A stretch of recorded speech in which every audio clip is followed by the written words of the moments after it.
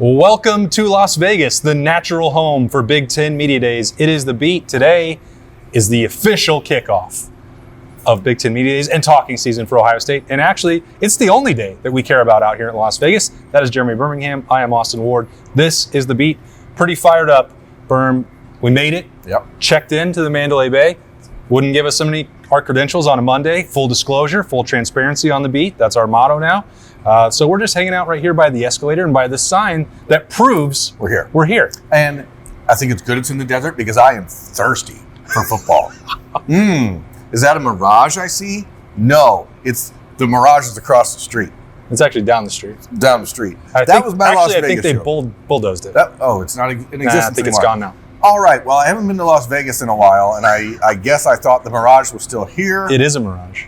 Dang it. It's in our hearts. We're off to a really great start on this episode of The Beat. But in all seriousness, it's great to be in the desert. 100 plus degrees when we got off the planes, and very temperate inside of this wonderful large hotel. It's going to be temperature controlled on the third floor of the North Convention Center at the Mandalay Bay. And you know what we're not going to have? What? Weird pineapple and cork in our shoes. Yeah. I'm going to miss that. Because that was strange. Ruining my brand new pair of shoes. That was strange last year in Indianapolis, whatever they had on the field. So excited for Ohio State. They'll be arriving here as we record this on Monday afternoon and within a couple hours. And it feels like a day now that has a lot of intriguing conversation away from Ohio State potentially happening on Tuesday, more so than maybe I anticipated when I got onto my flight on Monday morning. Yeah, so I thought, well, Tony Petitti is going to give the state of the Big Ten. We're going to have snap judgments based on that. It's going to be about the playoff. It is going to be about the amount of conference games. It is going to be about the House settlement. It's going to be about NIL.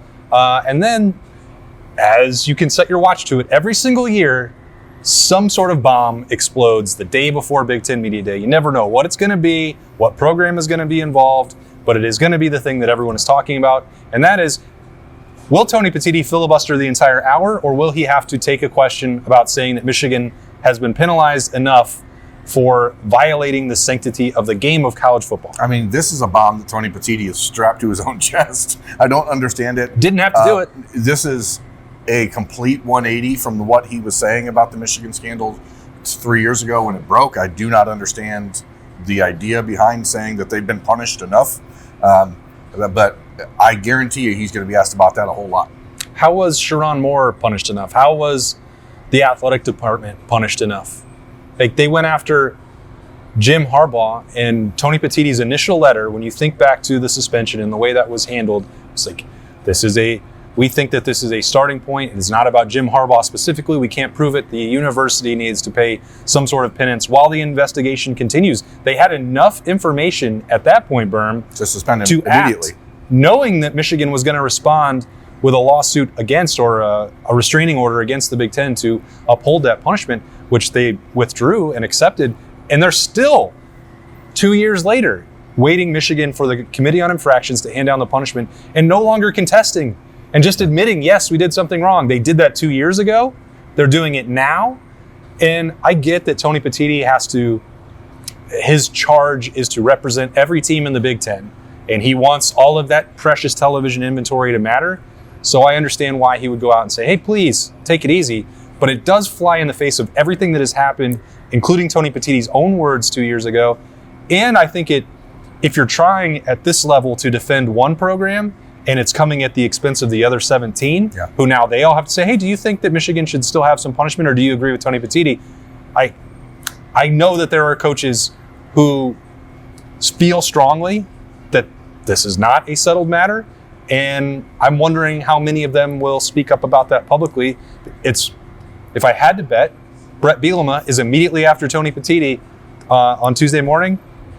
I bet he'll be one. The thing is, we were heading into Tuesday expecting Tony Petitti to be sort of on the defensive about the Big Ten's positioning in the automatic qualifier discussion and how many teams are supposed to be. And now it's like, I think I understand why he says, hey, I need to back the Big Ten here and make this decision to go public with this recommendation the day before. It's ballsy. I mean, it's stupid, but ballsy. Like, you gotta at least give him some credit for being willing to throw this out here, knowing what he's heading into. Here's my question, though, Birm. So, like, They did not. To the best of my knowledge, the Big Ten didn't do it. Tony Petitti didn't do it. Somebody decided to say, hey, this letter was sent in June to defend Michigan in front of the Committee on Infractions. Somebody timed up the reporting of this right before Big Ten Media Days. And I think it is not Tony Petitti doing that. I think it is someone who wants it to be known that he has to answer for that.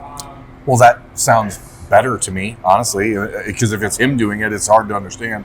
If it's somebody who wants him to have to fall on a grenade in some way, I can understand that. It makes more sense that way. So put me in the column of like, I hope that's what happened, because there's no explanation for him to, or somebody in his camp. I mean, we've had very interesting moments at Big Ten Media Days in the last few years with commissioners and commissioners' people and stuff like that. So whatever do you mean? I mean, remember when you were threatened to be choked by one of Kevin Warren's main PR people?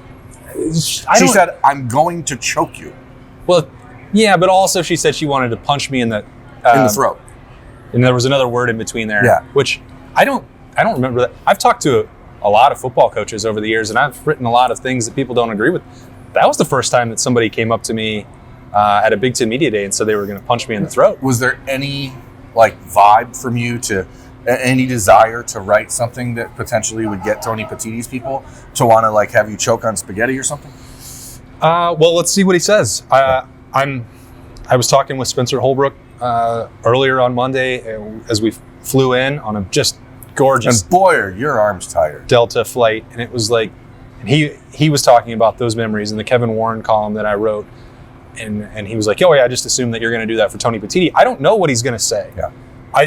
I don't know if he's going to take questions. I don't know how any of this is going to work. He's only done one interview that I am aware of in the last 12 months. That was with Joel Klatt, and that's not exactly going to be a knockdown, drag-out fight. But part of what frustrated me most about Kevin Warren in that initial State of the Big Ten press conference was him electing to take 50 minutes of his 1 hour allotted time to talk about television revenue and volleyball success and avoiding taking questions when there were thousands about his leadership. And Tony Petitti right now, beyond just what we're talking about with the Michigan situation, the rest of the college football world has now, Greg Sankey and the SEC have coalesced this group that is attacking the Big Ten plan for 4-4-2-2-1-1-7-3-8-6-7-5-3-0-9. He doesn't, the SEC, ACC, Big 12, they're all coming to me and say, this guy's trying to ruin college football. That's just about the college football playoff. Yeah, he's put himself in the Big Ten in a very precarious position, which is not what you would have expected 2 months ago when it seemed like the Big Ten and the SEC had very aligned interests. And now all of a sudden the Big Ten is kind of on the outside looking in, and he's going to have to make some tough decisions here. But how much of an opportunity is he going to get to be asked about that on Tuesday? That is the big question for the Tony Petitti press conference for sure. I hope he takes accountability for everything that he is trying to do, and I hope that it involves more than one conversation at the podium. One thing that I would give Kevin Warren credit for, and there's not been a lot, was the following year what happened. Whole different. He had a much different speech, and we talked to him one-on-one. Mm-hmm. He realized that maybe there are some things that need to be explained differently, and I need to go address all the things that actually apply to the different constituents in the league. Now, he's not doing that for Northwestern. I cover Ohio State. You cover Ohio State. And that, if you are going to ignore that group, which is throwing its weight around, I think that's going to be unfortunate, is maybe the word, is that Ryan Day does not want to talk about Michigan's punishment. Right. He shouldn't be asked to. And he's going to be asked about it. But now he's going to be forced. That's what I mean is the unfortunate part. Yeah, now he's going to be forced to make a comment about it. And maybe he'll just, brush it off and say, I'm not here to talk about that. I'm going to let the commissioner say what the commissioner says. But it is unfortunate because this is not the time that Ryan Day should be asked about that, when we are what we expect that we're within 30 days or so of the infraction committee finalizing a penalty for Michigan. Ryan Day shouldn't be asked about it, but now he's going to be asked about it. Obviously, Brett Bielema is going to be asked about it. Dan Lanning and everyone else will be asked about it. But what Ryan Day says is what matters as the conference, the national champ. So, a very interesting time. All right, so it's a Talking Tuesday, and we're definitely still going to spend way more energy talking about Ryan Day, Sonny Styles, Caleb Downs, and Jeremiah Smith out here in Las Vegas. So, of those four, who do you who do you have the most pressing question for? I would really like to see if we can get Caleb to give a true accounting of how things are different in the map. We've heard about it from Bobby Carpenter. We talked to, on the notebook on Saturday out at the Cardale Jones charity softball game, Zach Boren talking about how it looks so different and things are being changed up, but we have not really had any opportunity to talk to the players on the record since April. And so to get an opportunity to talk to Caleb Downs and say, where is this different for you? Because ultimately, this defense is going to go as Caleb Downs goes. And we saw last year when Caleb was able to be moved around and it changed the entire structure of the defense when Caleb could be put in the middle. And I'm very interested to see if Matt Patricia is making that the center of his defense, or if that is just like a chess piece that he moves around as he sees fit. Because Caleb Downs has to approve it. Matt Patricia would He's got veto power. Right, Matt Patricia would not be the defensive coordinator at Ohio State if Caleb Downs hadn't approved it, I assume. So I'm interested to hear from him about what you are doing different in this defense, what you still are doing the same, and maybe, is there something that you want to do that other than play running back? Yeah, it's a really important conversation, and it's not even just about what Matt Patricia wants to do with Caleb Downs, because he's going to need Malik Hartford or Jalen McClain or Fahim Delane to step up, or whatever's going to happen in the nickel spot. And there's so many moving pieces, and they're all really good. Ohio State's incredibly talented in the secondary, but are they at the level? Because Caleb Downs is not going to say anything about who he thinks is going to start next to him.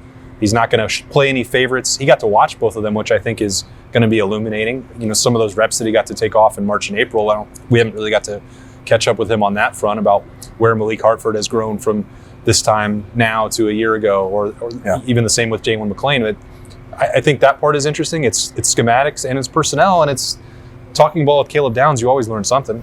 Yeah, and I'm interested in his perspective on Bo Atkinson and what he's provided.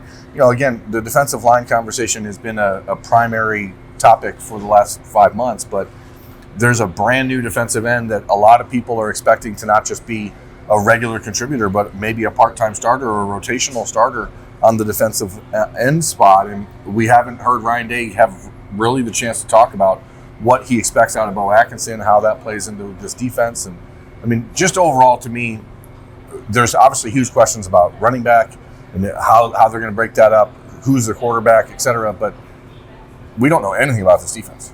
Yeah. So Paul McCartney's playing out here in Las Vegas. Got the Backstreet Boys doing a little residency. Kelly Clarkson. Is Jeremiah Smith still the most famous person on the Strip? Yes. Okay. Yes, he is. More than Maka. Honestly, what they should have done for this entire event is Jeremiah's time at the podium should be in the Sphere, just so we can all check it out. Been great. Yeah, just Jeremiah Smith on the stage, and then the entire Vegas Sphere just lit up with his podium set. Just third and Jeremiah also just playing on a loop. I think that'd be fair.